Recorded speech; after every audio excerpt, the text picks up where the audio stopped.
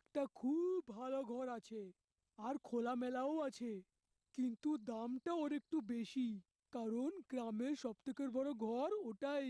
আরে, ঘর ভালো হওয়া দরকার। আমি তোমাকে মুখরোচক দাম দেব। প্রধান ওকে ওই ভুতুড়ে ঘর দেখাতে নিয়ে যায়। ওই দেখো ভাই, ওটাই সেই ঘর। সে ওই ঘরের ভেতরে যায় আর দেখে, আর তার সেই ঘরটা অনেক পছন্দ হয়ে যায়। আর সে প্রধানকে মুখে চাওয়া টাকা দিয়ে কিনে ফেলে। মাঝরাত হতেই ভয়ানক ভয়ানক আওয়াজ আসতে শুরু করে। শেঠ আর ওর স্ত্রী ভয়ের চোটে উঠে পড়ে। ওগো, কে কে কে আছে? ওগো, আমার অনেক ভয় লাগছে। আরে কিচ্ছু না, বাইরে বৃষ্টি হওয়ার আবহাওয়া হয়ে আছে, তাই জন্যই হাওয়া চলছে, আর কিচ্ছু না। আরে না না, কে তুমি? আরে দেখো, পাখায় কারো লাশ আটকে আছে। আরে আমি তো কিচ্ছু দেখতে পারছি না। শুয়ে পড়ো, নতুন বাড়ি তো, তাই তোমার আশ্চর্য লাগছে। এতটা বলে সে শুয়ে পড়ে, কিন্তু বিমলা সারা রাত শুতে পারে না, আর সে ভয়ে কুঁকড়ে বসে থাকে। পরের দিন সকালে, আরে দিদি নমস্কার, তুমি কালকে এখানে থাকতে এসেছো না? তুমি তো খুব বাহাদুর যে এই ঘর কিনে ফেললে। কেন, আপনি এরম কেন বলছেন? তখনই প্রধান ওখান থেকে পার হতে থাকে আর তাদের কথা শুনে ফেলে। আরে না না, কিচ্ছু না, এই ঘর অনেক বড় আর দামি তো, তাই জন্যে ও এরকম বলছে। আরে, এ কে কাঁদছে? ওঠো তো, ওঠো না, ওঠো, দেখো কিরম আজব কাঁদার আওয়াজ আসছে। এই ঘরে কিছু আছে। আরে ইয়ার, তোমার কোনো কাজ নেই নাকি? সারা দিন তো শুয়ে ফেলো, আর রাতে নিজের বান্ধবীদের দেখা দাও। আরে আমি অনেক ক্লান্ত থাকি, আর আমাকে তো একটু ঘুমোতে দাও। না, ওই দেখো, পাখার থেকে একটা বউয়ের লাশ ঝুলে আছে। এসো, এসো আমার কাছে এসো। তুমি আমার বাড়িতে থাকতে কি করে এসে গেলে? হুম, হুম। বিমলা অনেক ভয় পেয়ে যায়। এই, তুই আমার ঘর কি করে কিনে নিলি?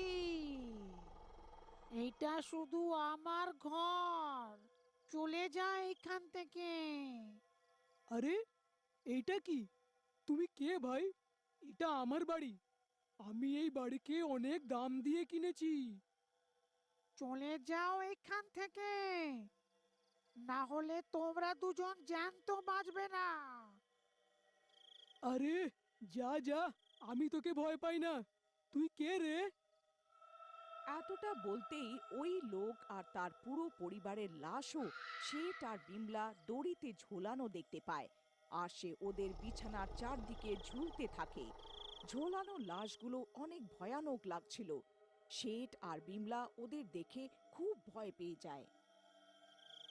দাদারা, তোমরা এতগুলো ভূত কোথা থেকে চলে আসলে? আমাকে ক্ষমা করে দাও, আমি জানতাম না। আমাকে তো প্রধান এই ঘর বিক্রি করেছে, আমাকে ছেড়ে দাও। ওই প্রধানই তো সব বিপদের গোড়া। ওর কথাতে এসেই আমার পুরো পরিবার মরে গেল।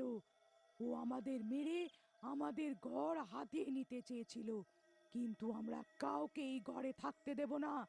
কাল সকাল হলেই এখানে যেন আর দেখতে না পাই, বুঝতে পারলে? হুম, হুম, হুম। তারপর সকাল হয়ে গেল। ওগো, ওই প্রধানের বাচ্চাটাকে ডাকো। এইসব আমাদের সাথে কি হচ্ছে বাড়িতে? না না, ও আমাদের কোনোদিনও সত্যি কথাটা বলবে না। হুম। ওগো, পাশের কবিতা ছিল না, ও আমাকে সেদিন কিছু বলছিল, প্রধান আটকে দিল ওকে। তো চলো, ওর থেকেই সব সত্যিটা জানি। চলো। তারপর দুজন কবিতার বাড়ি যায় আর ওকে সব কথা বলে। ও প্রধানের ভয়ে কথা কাটার চেষ্টা করে। কবিতা বোন, আমরা বিপদে আছি, তুমিই আছো যে আমাকে সব সত্যি কথা বলতে পারো, আমাদের সাহায্য করো। ঠিক আছে, কিন্তু প্রধান যেন জানতে না পারে যে আমি তোমাদের ওই আত্মার সত্য কথা বলেছি। কবিতা তাদের সব রহস্য বলে। ওই ঘরে সুরেশ নিজের বউ, মা, বাবা আর দুটো বাচ্চাকে সাথে নিয়ে থাকতো, কিন্তু সে অনেক অন্ধবিশ্বাসী ছিল। একদিন আরে প্রধান মশাই, এখন কম টাকায় চলে না। যদি কোনো উপায় থাকতো যাতে আমি ধনী হতে পারতাম। উপায় তো আছে। আমার জানাশোনা একটা বাবা আছে। ওনার উপায় মেনে মেনে আমি এই গ্রামের প্রধান হয়েছি। বাহ, তাহলে আমাকেও দেখা করাও ওনার সাথে। ঠিক আছে তাহলে। এসো ছেলে, এসো। আমাকে প্রধান সব বলেছে। আমার কাছে তোমার ধনী হওয়ার উপায় আছে, কিন্তু সেটা অনেক ভয়ানক। তোমার দ্বারা সেটা হবে না। না বাবা মশাই, আপনি বলুন। আমি ধনী হওয়ার জন্য সবকিছু করব। ঠিক আছে, তাহলে শোনো। তোমায় নিজের সব পরিবারের সাথে এই উপায়টা করতে হবে। তোমায় সবার মুখ কাপড় দিয়ে ঢাকতে হবে, আর দড়ি বেঁধে ফাঁসি লাগাতে হবে। তারপর ভগবানের নাম নিতে থাকতে হবে। ভয় পেও না, তোমরা মরবে না। কিছুক্ষণেই তোমার দড়ি নিজেই জ্বলে যাবে।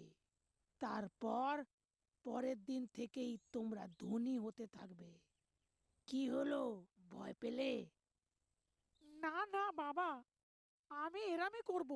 পরের দিন বাবা প্রধান সুরেশের ঘরে আসে, আর সুরেশ বাবার কথার অনুসারেই কাজ করে, আর সবাই নিজেকেই ফাঁসি লাগিয়ে রাখে। ফাঁসি লাগতেই সব 6 জন পরিবারের লোক তোড়পে তোড়পে মরে যায়। এই হলো পুরো সত্যি কথা। তখন থেকে পুরো 6 জনের পরিবার এর আত্মা এই ঘরে থাকে। আর ওদের মরার পর প্রধান আর ওই বাবা ওদের বাড়ির ওপরে দখল করে নিয়ে নিয়েছিল। ভয়ের চোটে কোনো গ্রামের লোক প্রধানের খেলাপ কথা বলে না। তারপর শেঠ আর বিমলা নিজের বাড়ি ফেরত আসে, আর রাত হতেই ওই সব লাশ একে একে দেখা দিতে থাকে।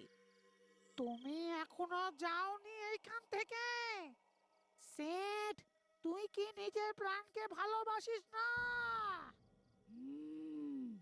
এরা এমনি মানবে না, এদের কাঁচাই খেয়ে ফেলি। এছাড়াও এই ঘরে অনেক দিন পরে কেউ এসেছে থাকতে। মা, খুব খিদে পেয়েছে, খেতে দাও, একেই খাই। আরে মরে গেলাম রে। দাদা, আমাকে মেরো না। আমি তোমাদের সত্যি জানতাম না, কিন্তু এখন তোমাদের সত্যি জেনে গেছি। তোমাদের সাথে অনেক খারাপ হয়েছে। প্রধান তোমাকে আর তোমাদের পরিবারকে প্রতারণা করে মেরে ফেলেছে। ও আমাদের সাথেও প্রতারণা করেছে, আর এই বাড়ি আমাদেরকে বেচে দিয়েছে। বলো, এতে আমার কি ভুল? ওই প্রধানের নাম নিস না। একবার আমার সামনে তো আসুক, ওকে আমি ছাড়বো না। আর এই ঘরে কেউ থাকবে না। যা এখান থেকে। ভূত ভাই, এতে আমাদের তো কোনো ভুল নাই। এখন আপনি যেরকম বলবেন সেরকমই করব, কিন্তু আমাদের এই ঘর থেকে বের করো না। আমরা সারা জীবনের জমা পুঁজি এই ঘরে লাগিয়ে দিয়েছি। আমরা কোথায় যাব এখন? ঠিক আছে, ওই বাবা আর প্রধানকে এখানে নিয়ে এসো। তারপর শেঠ আর ওর স্ত্রী সেরমই করে। প্রধান মশাই, আমি আমার নতুন ঘরে পুজো করাতে চাই। আপনি কোনো বাবাকে চেনেন? আমি ওনাকে ভালো দক্ষিণা দেব। আর ওদের বাড়ি আসতেই ভয়ানক আওয়াজ আসতে থাকে। সুরেশ আর তার পরিবার ভূত হয়ে থাকা বাবার সামনে প্রকট হয়ে যায়, আর বাবা আর প্রধানকে চারদিক দিয়ে ঘিরে ফেলে। বাবা, চিনলে? সুরেশ বাবার গলা ধরে ফেলে আর হাওয়াতে উঠিয়ে দেয়। আরে মরে গেলাম রে। আরে ছেড়ে দাও আমাকে। প্রধান এই প্ল্যান বানিয়েছিল। মিথ্যে বাবা বানিয়েছিল আমাকে। আমি কোনো বাবা টাবা নই। আরে বুড়ো, কেন মিথ্যে কথা বলছিস মরার সময়? না, আমি কিচ্ছু করিনি সুরেশ। আমাকে ক্ষমা করে দাও। এখন তোমরা দুজন বাঁচবে না। তারপর সুরেশের ভূত বাবা আর প্রধানকে ঘাড় ধরে উঠিয়ে মাটিতে ফেলে দেয় আর ওকে মেরে ফেলে। সুরেশ ভূত, আমাদের মারবেন না, আমরা কিছু করিনি। না, ভয় পেও না। তোমরা তো আমাদের সাহায্য করেছো। তোমরা এই ঘরে আরামে থাকো।